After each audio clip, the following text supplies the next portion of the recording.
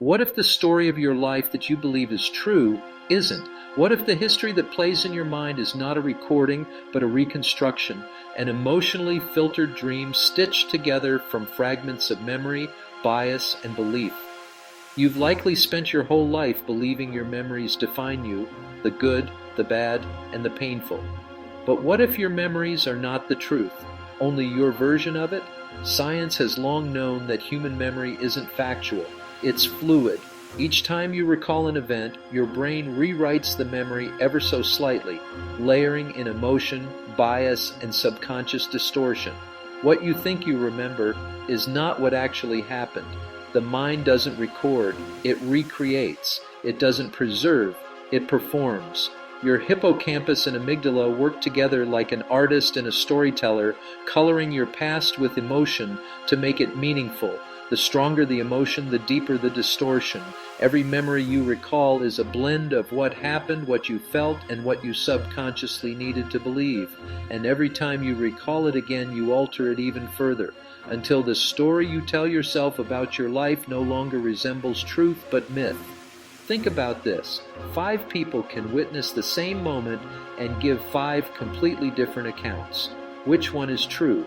None of them, and all of them. Because perception shapes reality, and memory shapes perception.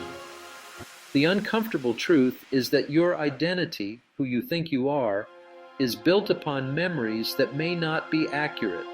Every emotional moment, every heartbreak, every triumph you hold dear may be a distorted echo of something else.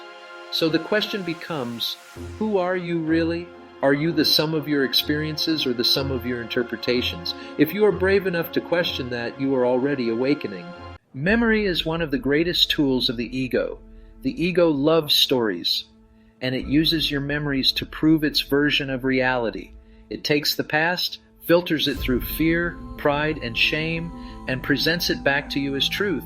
You believe you're being honest with yourself, but in reality, you're reliving a story that serves your current identity, not the truth of what happened. The ego thrives on self-preservation. If it can convince you that you've always been the victim, you'll stay small and safe. If it can convince you that you've always been the hero, you'll stay prideful and blind. It doesn't matter whether the memory feels good or bad. What matters is that you stay attached to the story. Ask yourself, are you remembering what truly happened, or what helps your personal narrative make sense? Every person carries a collection of selective memories that justify who they've become. The mind edits scenes like a biased film director, cutting out guilt, exaggerating betrayal, amplifying validation. In doing so, it builds an identity that feels cohesive, even if it's not true. The more you replay a memory, the stronger it becomes. Not because it's real, but because the neural pathways surrounding it grow thicker. Your brain doesn't know the difference between truth and repetition. It only knows what you focus on. And so the ego builds your identity from repetition, not truth. This is why emotional healing is so difficult. You're not just confronting trauma, you're confronting your favorite fiction, and the mind will fight to the death to protect it. Trauma amplifies certain memories while burying others. Shame hides moments in the basement of the subconscious. Nostalgia polishes pain until it looks like beauty. And all the while, your mind weaves these distortions into the grand novel of me. But here's the spiritual irony. The more you cling to your story, the further you drift from your soul. Because your soul doesn't need a story, it only seeks truth. So the question remains, would you rather feel good or be free? Your mind is a storyteller, but your soul is a witness. The soul does not remember in words or images, it remembers in frequency. It speaks through peace, conviction, and intuition. But when your life is ruled by the ego's false narrative, you stop hearing that voice. Many people live trapped in a mental prison built from distorted memories. They replay pain that may never have been real. They relive betrayals that were misinterpretations. They worship a past that never truly existed, and they suffer because they mistake their memories for truth. The mind's addiction to nostalgia is one of humanity's greatest weaknesses. We glorify our youth, we romanticize heartbreak, we inflate old victories. Why? because the ego is terrified of the present moment. In the present, the ego has no control, but memory gives it power.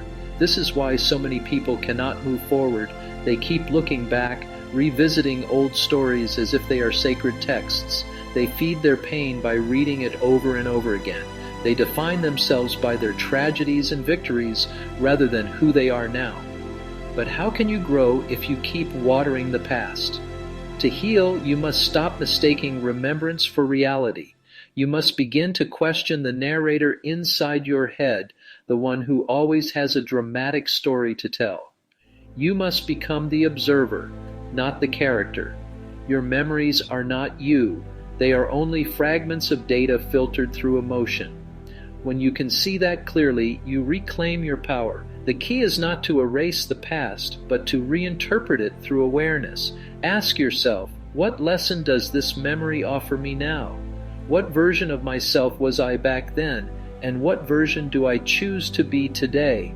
Each time you ask that, you shift from unconscious attachment to conscious creation.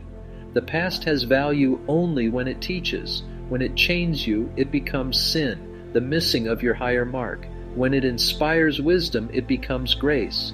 There's a reason Scripture says, forgetting what is behind and straining toward what is ahead, Philippians 3:13. You cannot move into your divine potential while clinging to the distorted story of who you think you are. You must become the author, not the character. Every day you are writing new pages, and the ink you use is your attention. Where you place it, in regret or in gratitude, in fear or in faith, determines the next chapter of your life. You can't change the facts of your past, but you can absolutely change their meaning. You can reinterpret every moment of your history as a lesson that shaped your strength, compassion, and understanding. You can release the illusion that your suffering defines you and choose to believe that your redemption does. Your memories are not truth, they are teachers, and when you learn from them, they no longer bind you. The spiritual awakening begins when you realize you are not the story of your life. You are the awareness reading it. The false self is built from memory. The true self is built from presence. One clings to identity. The other embraces transformation. So the next time your mind replays an old scene, ask yourself, is this who I am now or who I once believed I was? And when you answer honestly, the illusion begins to fade. The past dissolves. The story loses its grip. And in that sacred silence, you meet the real you. Like this video if it helped shift your perspective of yourself. I would love to hear your personal insights in the comments section. Let's inspire each other. Share this video with your friends and subscribe to join me in the next thought-provoking video. Let go of who you were so you can become who you are meant to be. Question everything, seek truth, know thyself,